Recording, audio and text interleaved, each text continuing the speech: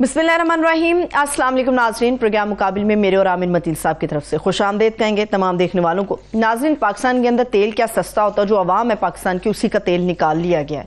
Petroleum मसनूआत की जो कीमतें हैं उन्होंने महंगाई का एक नया रिकॉर्ड कायम किया है और अवाम की कमर तोड़ डाली है।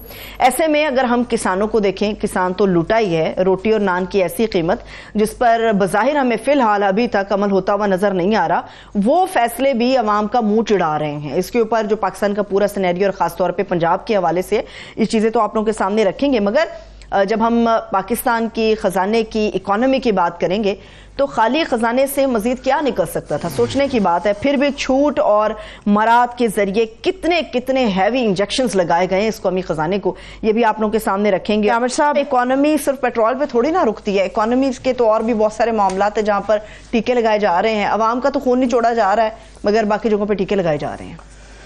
जी, वो टीका लगाया जा रहा है, तो हमारे जब वो गेस्ट आएंगे तो हमें बता दीजिएगा। जी, मैं आपको जरूर बताऊंगा। शाहिद सिद्दीकी साहब, उनसे वो करना पड़ेंगे।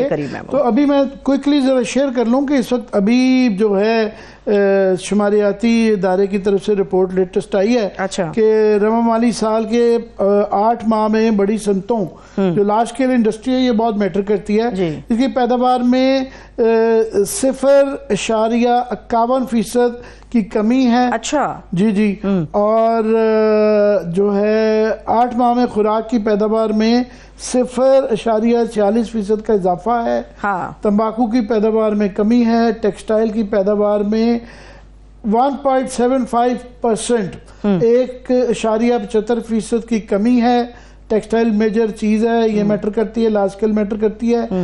गारमेंट्स की पैदावार में थोड़ा सा 0.46% इजाफा हुआ है। पेट्रोलियम मसनूआत की पैदावार में भी थोड़ा सा 0.24% इजाफा हुआ है।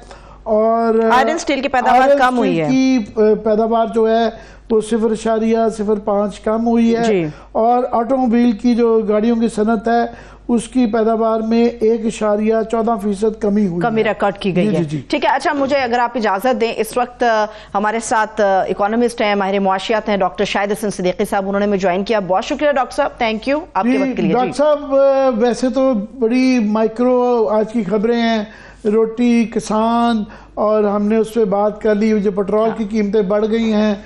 तो पहले तो आप ये किसानों का मसला जो है कि कल मसला हल होगा, क्योंकि गंदम का मसला सबसे ज़्यादा पंजाब के अंदर रहता है और वो पूरे पाकिस्तान को फिर इफेक्ट करता है। तो स्पोर्ट प्राइस 3900 रुपीज़ अनाउंस की गई थी, और इस वक्त जो है ना वो ना ख़रीदारी शुरू की गई है, बारदाना नहीं मिल रहा, टारगेट नहीं बताया जा रहा, और वो बेचारे आड़ती उनसे जो है 3-3 हज़ार मन में ले रहे हैं। पहले ही जो खाद की बोरी है उनको जो है वो 1600-1700 की बजाय 5-5 हज़ार रुपये की लेनी पड़ी है। तो ये जो बम्पर क्रॉप पे सारा कुछ चल रहा था, और फाइनेंस मिनिस्टर साहब कह रहे थे कि जनाब हमारी प्रायोरिटी एग्रीकल्चर होगी, तो पहले तो क्विकली इस पे कल वैसे उम्मीद कर रहे हैं कि शायद इसका फैसला हो जाए, मुस्बत हो, मगर क्या कहेंगे क्विकली? देखिए, बात यह है कि जब तक हमारी फीकस पैदावार नहीं बढ़ती और किसान को अपनी जो प्रोड्यूस है उसकी मुनासिब कीमत नहीं मिलती बर वक्त, और वो बढ़ाने के लिए आपको उनको बीज देने पड़ेंगे, खाद देने पड़ेंगी, और कर्जे देने पड़ेंगे, और कीड़ा मार दवाएं देनी पड़ेंगी, और रिसर्च एंड डेवलपमेंट जो है उन तक पहुंचाना, ये सब हुकूमत की तरजीहात में शामिल ही नहीं है।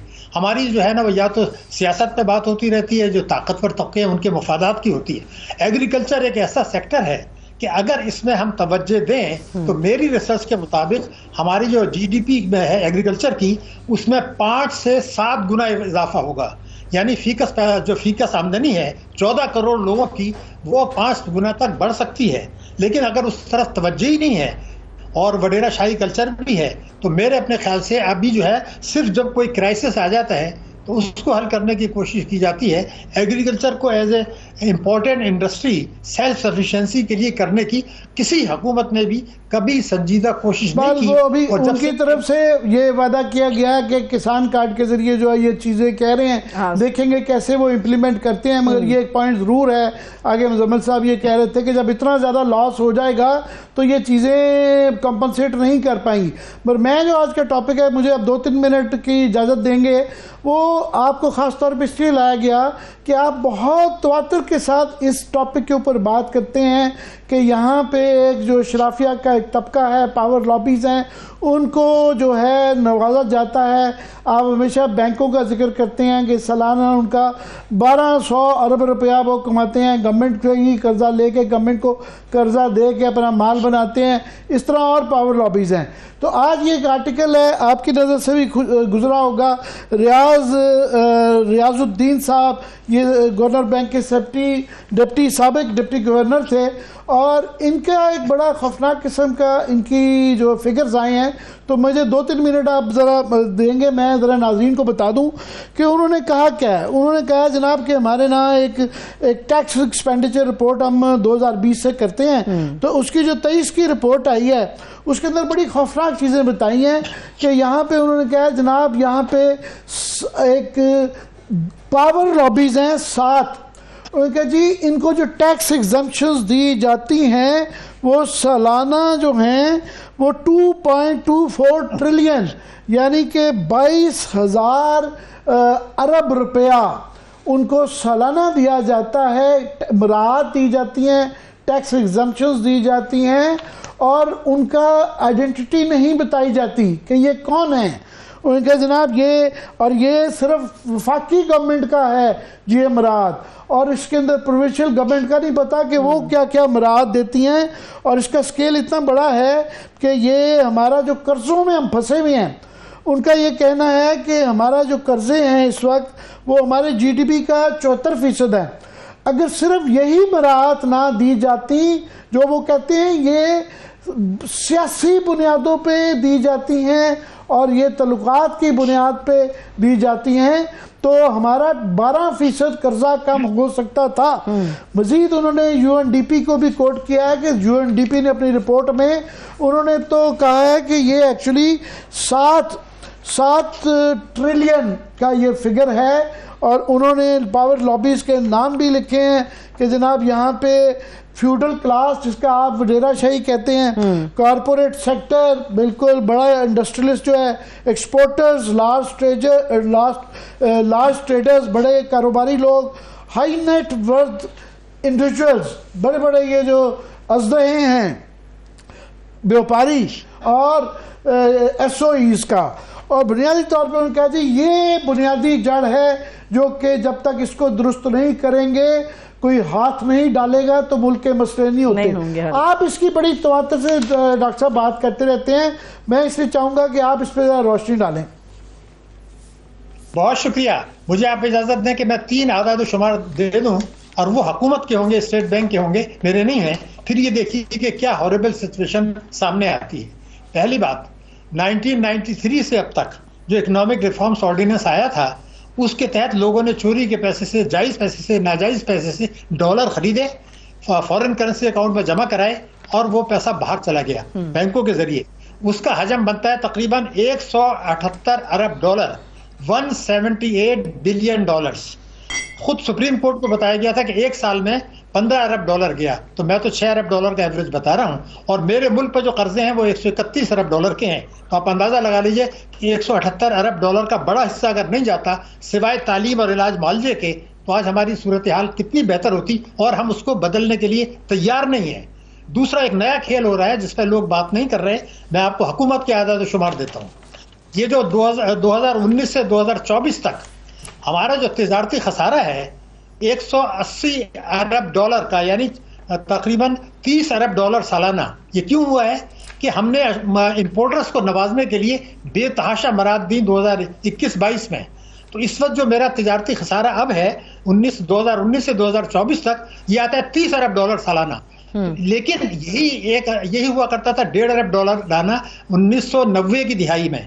تو مشرف صاحب نے یہ کیا کہ ایک لے کر آئے قانون جو اب 111(4) ہے کہ باہر سے جو ریمیٹنس آئے گی اس پہ کوئی سوال نہیں پوچھا جائے گا. تو اگر میں آپ کی خدمت میں یہ بتاؤں کہ 152 ارب ڈالر کی ترسیلات جو ہیں وہ آ گئی ہیں باہر سے 2019 سے اب تک. اس میں ہر 1 لاکھ ڈالر پر تقریباً 40 لاکھ روپے کا نقصان ہوتا ہے. اس وقت 400 ارب روپے کا نقصان ہے. اور ہم نے ایک انٹلیکچوئل کرپشن یہ کیا کہ ہمارا جو تجارتی خسارہ تھا 179 بلین، اس کو ہم نے مصنوعی طریقے سے غلط ریمیٹنس منگا کے 152 ارب ڈالر کی، ہم نے کہا جی ہمارا تو 42 ارب ڈالر کا کرنٹ اکاؤنٹ خسارہ ہے. یہ انٹلیکچوئل کرپشن ہے. آپ 111(4) کی مدد سے جو ریمیٹنس منگا رہے ہیں وہ کارکنوں کی نہیں ہے، وہ ان لوگوں کی ہے جو کہ وہ وائٹ منی کو بلیک کراتے ہیں. حکومت کو ایک پیسہ نہیں ملتا، بلیک منی کو وائٹ کرا لیتے ہیں. ہر 1 لاکھ ڈالر پہ نقصان ہوتا ہے ٹیکسوں کا، اور یہ پیسہ واپس چلا جاتا ہے. تو اگر یہ جو آپ کو میں نے فگر دے دی ہے، تو یہ اگر 152 ارب ڈالر کی ریمیٹنسز جو ہے، اس کا بلک جو ہے غلط ریمیٹنسز ہے. یہ دوسرا بڑا ازدہا ہے ہماری طرف جو ہے آ رہا ہے. اور تیسرا، بینکوں کا بتانے سے پہلے میں آپ کو بتاؤں کہ میں یہ دیکھ رہا تھا کہ ملک ترقی کرتا ہے برآمدات سے، ملک ترقی کرتا ہے جو ہے وہ فورن ڈائریکٹ انویسٹمنٹ سے. بھارت کا میں دیکھ رہا تھا کہ بھارت کا جو ایکسپورٹ ہے وہ 21% ہے جی ڈی پی کا، ہمارا ایکسپورٹ ہے 8%. بھارت کی ریمیٹنسز 3% ہے، ہماری جو ہے 9% ہے، 3 گنا زیادہ ریمیٹنسز. لیکن ایف ڈی آئی بھارت کا 1.4 اور ہمارا 0.5، یعنی برآمدات ہماری جو ہے ان سے 1/3، ہماری ایف ڈی آئی ان سے 1/3، اور ہماری ریمیٹنسز یعنی جعلی ان سے 3-4 گنا. تو اس طریقے سے اگر آپ معیشت کو ریسٹرکچر کر رہے ہیں، یہ تو ایک ازدہا بڑھ رہا ہے. اور جب یہ ازدہا سامنے آ گیا تو پھر ہم نے ایک اسٹریٹجی بنائی کہ ہم غیر معیاری پریشان کن سرمایہ کاری گورنمنٹ ٹو گورنمنٹ اور نجکاری لے کر رہے ہیں. اب یہ ایک دوسری چیز ہے کہ اس تباہی بربادی کو جو خاص طور سے 6 سال میں آئی ہے، میں 6 سال کے اعداد و شمار دیے ہیں، اب حکومت اس پوزیشن میں نہیں ہے کہ 2024 میں، 2025 میں، 2026 میں قرضے واپس کر سکے تمام رول اوورز کے باوجود، تمام قرضوں کے باوجود. تو اب ہم نے کہا جی نجکاری اپنے اثاثے بیچ دیں غیر ملکیوں کو، ریکوڈک میں پیسہ لے آئے. وہ تو ریکوڈک میں تو سرمایہ کاری، اگر میں آپ کو بتا دوں 11 ارب ڈالر کا جرمانہ پاکستان پہ ہوا تھا، کیونکہ افتخار چودھری نے غلط طریقے سے اس کو معاہدے کو کینسل کر دیا تھا. اس سے بچنے کے لیے ہم نے 50% شیئرز بیچے تھے. تو اب تو کوئی جرمانہ آپ پہ نہیں ہو رہا. اب یہ جو آپ نے 6 سال میں حماقتیں کی ہیں، لوگوں کو نوازا ہے، اس کے لیے آپ ریکوڈک میں سرمایہ کاری لانا چاہ رہے ہیں، پھر اسی کے لیے آپ نجکاری کرنا چاہ رہے ہیں پی آئی ای کی اور دوسری چیزوں کی. تو یہ تو آپ آگ سے کھیل رہے ہیں. مجھے یہ بتایا جائے کہ اگر 2018 میں میرا افراط زر 4.69 یعنی 4.7% تھا، تو کیا اگلے 7-8 برسوں میں آ جائے گا؟ کیا اگلے 7-8 برسوں میں آپ بچوں کو تعلیم دے لیں گے جو 26 ملین ہے؟ میرا کہنا یہ کہ صرف قرضے لے کے اثاثے بیچ کے اشرافیہ کو نوازنا اور معیشت کو چلنے دینا، اس کے لیے بہت بڑے ڈراسٹک قسم کے ریفارمز چاہیے، جس کے لیے ایک بڑا مضبوط گورنمنٹ چاہیے اور بہت مضبوط ایجنڈا چاہیے. میں ذرا کریکشن اپنی کر دوں کہ میں اعداد و شمار میں یو این ڈی پی کے جو فگرز ہیں انہوں نے کہا ہے کہ ہمارا جو ہم غریب سے لے کے امیر کو جو پیسہ ٹرانسفر کر رہے ہیں، یہ سیکٹرز میں نے ذکر کر دیے جس کو ابھی آپ وڈیرا شاہی کہہ رہے تھے، big industry, big agriculture, big every thing. تو یہ انہوں نے کہا جی 6 ٹریلین کے قریب ہے، اور اگر انفلیشن کو ڈالیں تو اگلی دفعہ 7,000 ارب ہو جائے گا. 7 ٹریلین کے قریب تقریباً یہ چلا جائے گا، جو کہ ہماری جی ڈی پی کا 7% ہے. اور یہاں پہ اورنگزیب صاحب نے ابھی ریسنٹلی یہ کلیم کیا تھا، وہ بار بار تواتر سے کہہ رہے ہیں کہ جی ہم بڑے میسو ریفارمز کریں گے. تو میرا یہ ہے کہ یہ جس طرح کی اسمبلیاں ہیں، الیکٹیبلز بیٹھے ہوئے ہیں، یہی سارے پاور لابیز کے لوگ ہیں، یہ پارٹ آف دا پرابلم ہے. اب یہی شہباز شریف صاحب ایک طرف سے آپ دیکھیں یہ چھوٹے چھوٹے اعلان کیے جاتے ہیں، روٹی کم کر دی، فلانا کم کر دیا. یہ 7,000 ٹریلین ہے جو کہ غریب کا امیر کو دیا جاتا ہے، اور نام نہیں بتائے جاتے کہ کون ہیں، کن کو یہ مراعات دی جاتی ہیں. وہ ایک کانفیڈنشل چیز ہے. تو اس میں کیا امید رکھیں پھر ہم؟ محترم، میں پوری ذمہ داری کے ساتھ کسی وقت آپ کے پاس ٹائم ہو تو بتا دوں گا، یہ فیگر انڈر اسٹیمیٹڈ ہے. میری فیگر جو ہے اس سے کئی حد زیادہ ہے، اور میں پروو کر سکتا ہوں آئٹم وائز کہ غریب سے طاقتور اور مالدار طبقوں کو جو پیسہ منتقل ہو رہا ہے وہ اس سے کہیں زیادہ ہے. میں آئٹم وائز بتا سکتا ہوں. میں نے اسی لیے کہ ازدہا کا لفظ استعمال کیا. ایک اشرافیہ کی معیشت ہے اور بیرونی اشرافیہ اس میں ملوث ہے. ان دونوں کا ایک ناپاک گٹھ جوڑ ہے. یہ بڑا ہیوج رقم ہے، بہت ہیوج رقم ہے. UNDP کو بہت ساری باتیں نہیں پتہ ہیں جو ہمیں پتہ ہیں, اور جہاں سے لیکیج ہو رہی ہے. میں یہ نہیں کہتا انہوں نے جان کے کم بتایا ہے, ان کو کیونکہ ہر چیز ڈاکیومنٹڈ کرنی چاہتی ہے, وہ فگرز بتاتے ہیں جو کہ ایزیلی ڈاکیومنٹیبل ہوں.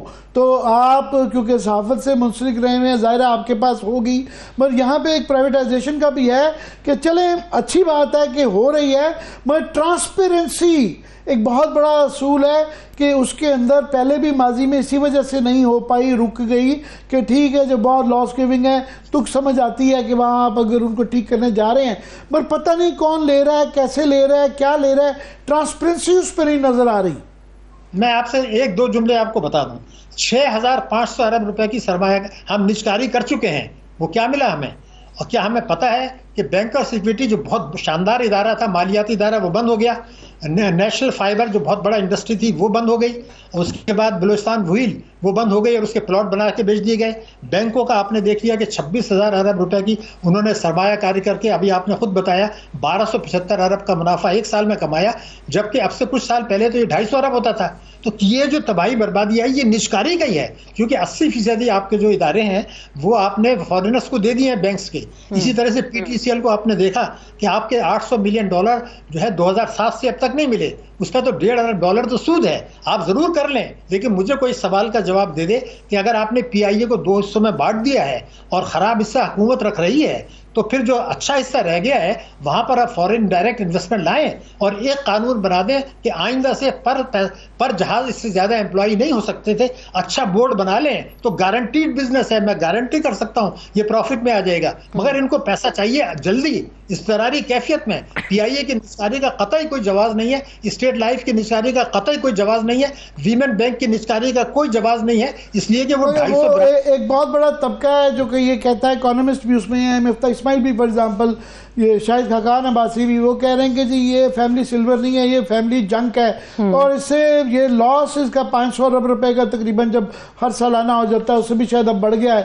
یہ اب تک ان سے جان نہیں چھڑائیں گے. وہ تو ٹیکس کی ان کو 1 سال کی وہ ایگزمپشن دے رہے ہیں کہ جو ایویشن اور یہ ایئر لائنز ہیں, ایئرپورٹ ہیں, ان کے اوپر جو بھی انویسٹ کرے گا, اور جس طرح آپ کہہ رہے ہیں زیرو لاس کے ساتھ, کیونکہ لائبلٹیز گورنمنٹ لے رہی ہے, تو اس کے باوجود ساتھ میں جو اٹریکٹ کرنے کے لیے, کیونکہ پاکستان میں فارن انویسٹمنٹ کوئی نہیں لے کے آئے گا, وہ کہہ رہے ہیں کہ یہ بڑے, جس طرح پہلے کیپیسٹی چارجز بیچے گئے, اس طرح یہ مسالہ بھی تو بیچا جا رہا ہے ہمیں. میرے خیال سے یہ غلط بات کر رہے ہیں وہ, ان کی اپنی وہ ریئر لائن سے. میں نے آپ سے بتایا کہ میں نے ایک سینئر افسر تھے اس کے PMLN کے, ان سے یہ کہا کہ میں آپ کو بلو پرنٹ بنا کے دیتا ہوں اور میں گارنٹی کرتا ہوں PIA منافع میں آ جائے گا. ان کا جواب ریکارڈ پر ہے کہ آپ کیا بتائیں گے, مجھے بھی پتا ہے کہ یہ منافع میں آ جائے گا, لیکن ہمیں خطرہ یہ ہے کل کو کوئی حکومت آئے گی, وہاں پر بھرتیاں کرے گی اور یہ نقصان میں چلا جائے گا. اگر اس لیے آپ کو کرنا ہے تو اس کے لیے میں نے توڑ بتا دیا کہ آپ یہ قانون بنا دیں پارلیمنٹ سے, پر جہاز اس سے زیادہ امپلائی نہیں رکھے جا سکتے. میں آپ کو گارنٹی کر رہا ہوں 24 کروڑ کی آبادی ہے, عمرہ کرتے ہیں, حج کرتے ہیں, ڈومیسٹک ٹریول ہے, اوورسیز پاکستانیز ہیں. جب آپ نے خراب اپنے پاس رکھ لیا ہولڈنگ کے اندر, پھر آپ کیوں کر رہے ہیں اس کو؟ پھر آپ چلائیے اس کو, یہ تو کوئی بات ہی نہیں ہوئی نا. میں اگر آپ کو کچھ ایسے ادارے ہیں جو ٹھیک نہیں چل سکتے تھے, لیکن آپ نے تو بلوچستان وہیل کو بند کیا اور اس کے پلاٹ بنا کے بیچ دیے. اب آپ کہتے ہیں کہ ابھی آپ بتا رہے تھے جو لارج اسکیل مینوفیکچرنگ جو ہے وہ آپ کا جو ہے ترقی نہیں کر رہا ہے. ارے بھائی, جب آپ ادارے بیچ دیں گے اور بینکس کو قرضے نہیں دیں گے اس کو صنعت تجارت کے لیے, اور کبھی کسی صنعت کار نے یہ کہا, میں بس صرف کوئکلی ایڈ کر دوں کہ یہ جو کہا جاتا ہے کہ جی ہم نے ملک کو ڈیفالٹ ہونے سے بچایا, جب یہ پچھلی گورنمنٹ کو اتارا گیا تھا اس وقت لارج اسکیل مینوفیکچرنگ کے اندر 13% کی گروتھ تھی, جو کہ اب ہو کے یہ 0.5 کی ڈاؤن فال آ گئی ہے. بہت بہت شکریہ ڈاکٹر صاحب آپ کے وقت دینے کا, ہمیشہ it is always very educated. Thank you so much. اس کے ساتھ ہی وقت بھی اپنے اختتام کو پہنچا. اپنا خیال رکھیے. خدا حافظ.